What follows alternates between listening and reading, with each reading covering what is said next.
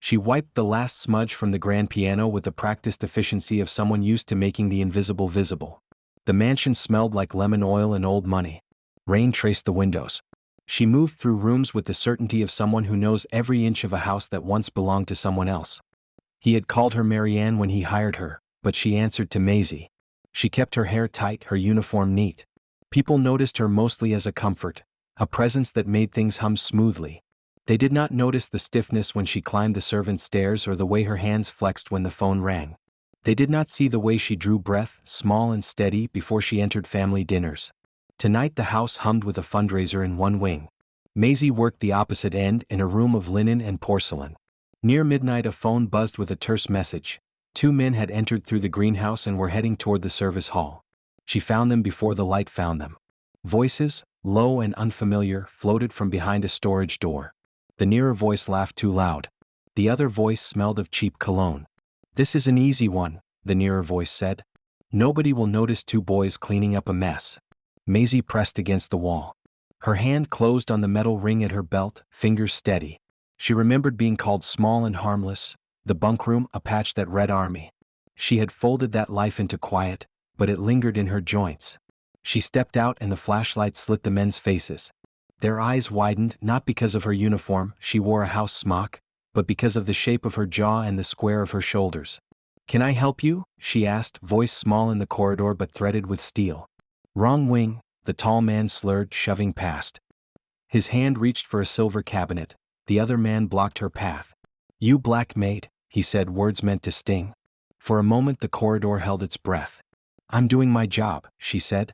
Her hand tightened on the ring. "Maybe you should take a step back," he said and lunged. He meant to push her and leave with a story. Instead his shoulder met her hip and she pivoted, a motion so precise it read like a lesson. He stumbled, the smugness gone from his face. The shorter man swung a lamp. Glass rained across her hair.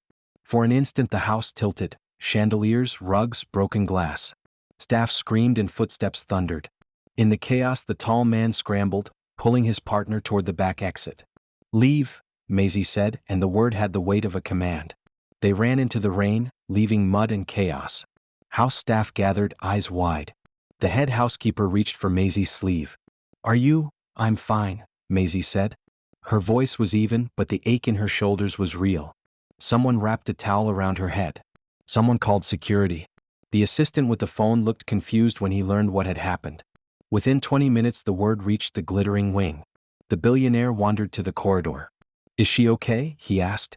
"She handled it," the head housekeeper said. He looked at Maisie, and for a second his gaze made her feel on display. "You should have told us you served," he said, as if that changed anything. "It wasn't my place," she said. "I clean. I keep the house. That's enough." Before she came to the mansion, Maisie had lived a life that asked for more than polite nods. She'd enlisted at 18, answering a call that felt like a compass turning under her feet. Training taught her to strip tasks into motions.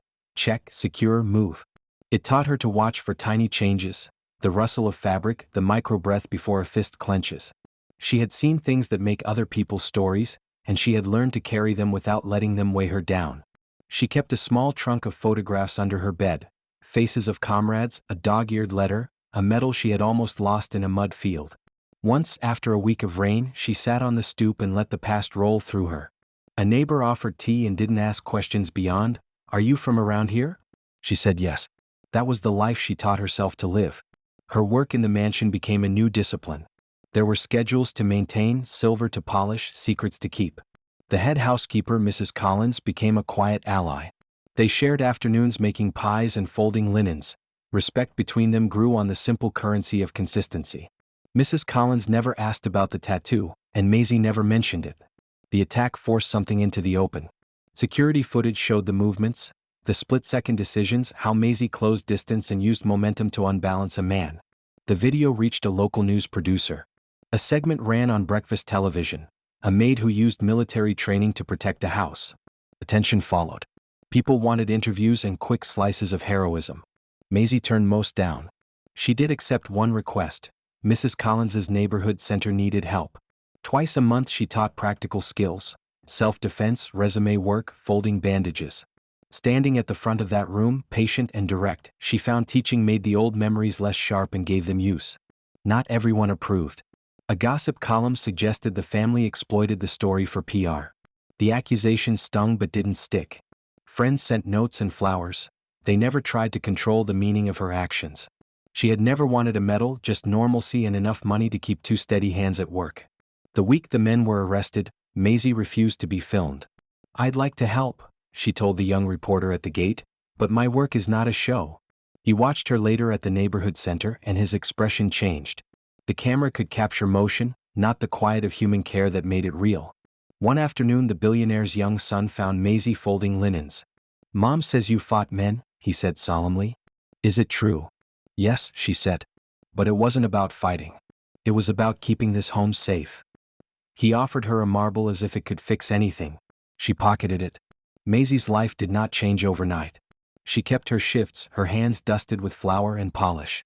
Some nights she sat on the back stoop and thought of a country she left behind, of soldiers she had stood shoulder to shoulder with.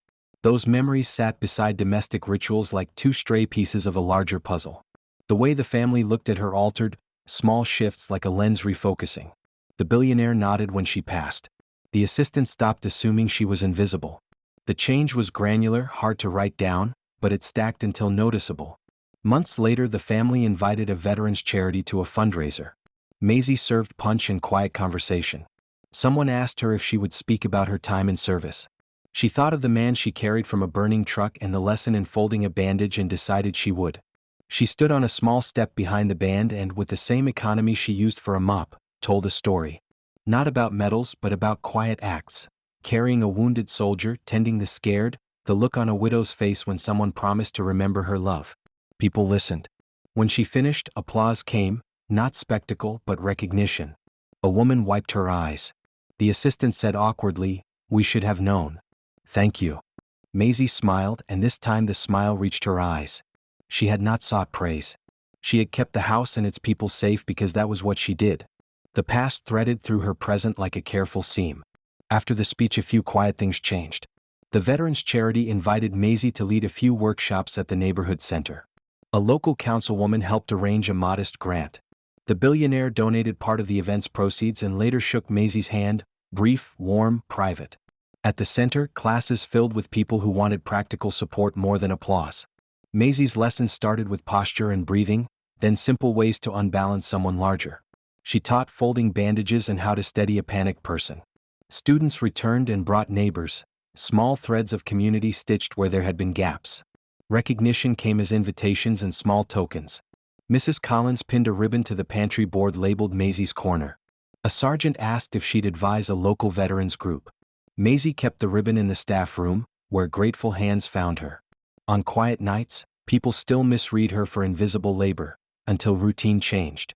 The billionaire's son now waved and told friends, "That's Maisie. She looks after us." Children imitated her folding. Adults followed the lesson. The mansion's rhythms continued, but the way people moved through the rooms softened. Maisie carried both lives, the disciplined past and the service of domestic acts. One taught her to protect, the other taught her to care.